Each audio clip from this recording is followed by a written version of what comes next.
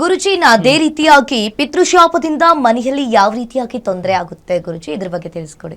ನೋಡಿ, ಪಿತೃಶಾಪ ಅಂತಕ್ಕಂಥದ್ದು ಯಾವ ರೀತಿಯಾಗಿ ಜಾತಕದಲ್ಲಿ ನೋಡಬೇಕು ಅಂತ ತಿಳ್ಕೊಂಡ್ವಿ.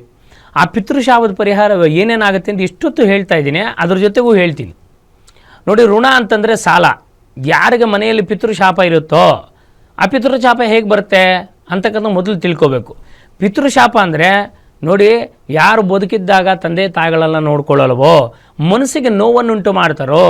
ಕರ್ತವ್ಯ ಅಂತಂದರೆ ನೀವು ಚೆನ್ನಾಗಿ ಉದ್ಯೋಗ ಮಾಡಿ ಒಳ್ಳೆ ಹಣ ನ್ಯಾಯವಾದ ರೀತಿ ಸಂಪಾದನೆ ಮಾಡಿ ಮದುವೆಯಾಗಿ ಮಕ್ಕಳನ್ನು ಮಾಡಿಕೊಂಡಾಗ ತಂದೆ ತಾಯಿಗಳು ನಿರ್ಮೂಲವಾಗ್ತಾರಂತೆ, ಜನ್ಮ ಸಾರ್ಥಕ. ಯಾವ ಮಕ್ಕಳು ಕೆಟ್ಟೋಗ್ತಾರೆ, ಉದ್ಯೋಗ ಇರಲ್ಲ, ಕೆಲವರು ಸೋಮಾರಿತನದಲ್ಲಿ ಮನೆಯಲ್ಲಿ ಇರ್ತಾರೆ, ಕೆಲಸಕ್ಕೆ ಹೋಗೋಕ್ಕೆ ಆಗಲ್ಲ ಅವ್ರು ತಪ್ಪು ಅಂತಲ್ಲ, ಕೆಲಸಕ್ಕೆ ಹೋಗಲ್ಲ.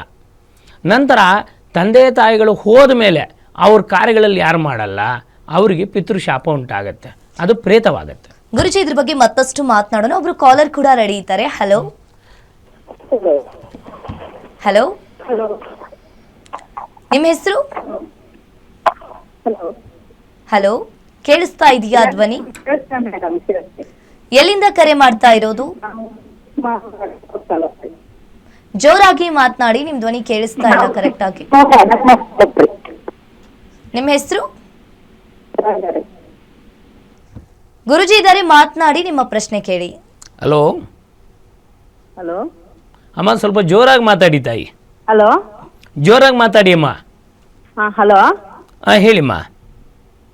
ಗುರುಜಿ ನಮಸ್ಕಾರ. ಗುರುಜಿ ನಮಸ್ಕಾರಮ್ಮ. ನನ್ನ ಹೆಸರು ಲಕ್ಷ್ಮೀದೇವಿ ಅಂತ. ಎಲ್ಲಿಂದ ಕಾಲ್ ಮಾಡ್ತಾ ಇದ್ದೀರಮ್ಮ? ಮಾಗಡಿಯಿಂದ ಗುರುಜಿ. ಏನು ಕೇಳಬೇಕಿತ್ತಮ್ಮ? ನನ್ನ ಬಗ್ಗೆನೇ ಕೇಳಬೇಕಾಗಿತ್ತು ಗುರುಜಿ. ಡೇಟ್ ಆಫ್ ಬರ್ತ್ ಹೇಳಿಮ್ಮ. Date of birth 09/06 84. 84 ಹೌದು ಗುರುಜಿ. ಟೈಮ್ ಏನಮ್ಮ ಹುಟ್ಟಿದ್ದು? ಟೈಮು ಗೊತ್ತಿಲ್ಲ ಗುರುಜಿ. ಟೈಮ್ ಗೊತ್ತಿಲ್ಲ, ಬೆಳಗಿನ ಸಂಜೆನೂ ಗೊತ್ತಿಲ್ವಾ? ಗೊತ್ತಿಲ್ಲ ಗುರುಜಿ. ಏನು ವಿಷಯ ಕೇಳಬೇಕಿತ್ತಮ್ಮ? ನನ್ನ ಬಗ್ಗೆನೇ ಕೇಳಬೇಕಾಗಿತ್ತು ಗುರುಜಿ. ಅದೇ ಏನು ಕೇಳಬೇಕಿತ್ತು ನಿಮ್ಮ ಬಗ್ಗೆ? ನನಗೆ ಸ್ವಲ್ಪ ದುಡ್ಡು ಕಾಸಿನ ಸಮಸ್ಯೆ ಗುರುಜಿ. ನಿಮ್ಮದು ಸಿಂಹರಾಶಿನಾ? ಮೇಷರಾಶಿ ಬರುತ್ತೆ, ಲಕ್ಷ್ಮೀದೇವಿ ಅಂತ ಇತ್ತವ್ರೆ. ಅದೇ ಹೆಸರು ಮೇಲೆ ಮಾತಾಡ್ತಾ ಇದ್ದೀರಾ, ನಿಮ್ದು ಟೈಮ್ ಗೊತ್ತಿಲ್ಲ ಅಂತ ಹೇಳ್ತಾ ಇದ್ದೀರಾ. ಹೆಸರು ಮೇಲೆ ಹೇಳ್ತೀನಿ ನೋಡಿ, 7.5 ನಿಮ್ಮದು ನಡೀತಾ ಇರೋದು ಹೆಸರು ಮೇಲೆ. ಅರ್ಥಹಾನಿ, ಮಾನಹಾನಿ, ಪ್ರಾಣಹಾನಿ ಅಂತ 3 ನಡೆಯುತ್ತಮ್ಮ. ಹೆಸರು ಮೇಲೆ ನಿಮ್ಗೆ ಉತ್ತರ ಕೊಡ್ತೀನಿ ನೋಡಿ.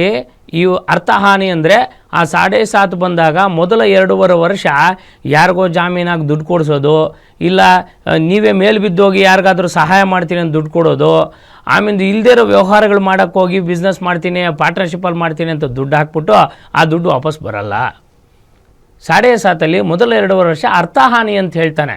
ಸುಮ್ಮನೆ ಆದರೂ ಹೋಗಿ ಹಣವನ್ನು ಕಳ್ಕೋಬೇಕು ಅಂತ. ದಯವಿಟ್ಟು ನೀವೇನು ಮಾಡಿ ಅಂತಂದರೆ ನೋಡಮ್ಮ, ಧನಕಾರಕನಾದಂಥ ಗುರುವಿನ ಅನುಗ್ರಹ ನಿಮಗೆ ಬೇಕು. ಇನ್ನು ಮುಂದಕ್ಕೆ ಆ ತಪ್ಪು ಮಾಡ್ಕೋಬೇಡಿ.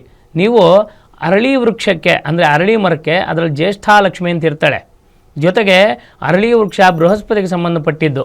ನೀವು ಭಾನುವಾರ ಒಂದು 10 ಭಾನುವಾರ ಕಾಲದಲ್ಲಿ ಅರಳಿ ವೃಕ್ಷಕ್ಕೆ ಪ್ರದಕ್ಷಿಣೆ ನಮಸ್ಕಾರ ಮಾಡಿ, ಖಂಡಿತವಾಗಿ ನಿಮ್ಗೆ ಅನುಕೂಲ ಆಗುತ್ತೆ. ಒಳ್ಳೆಯದಾಗಲಿ ತಾಯಿ.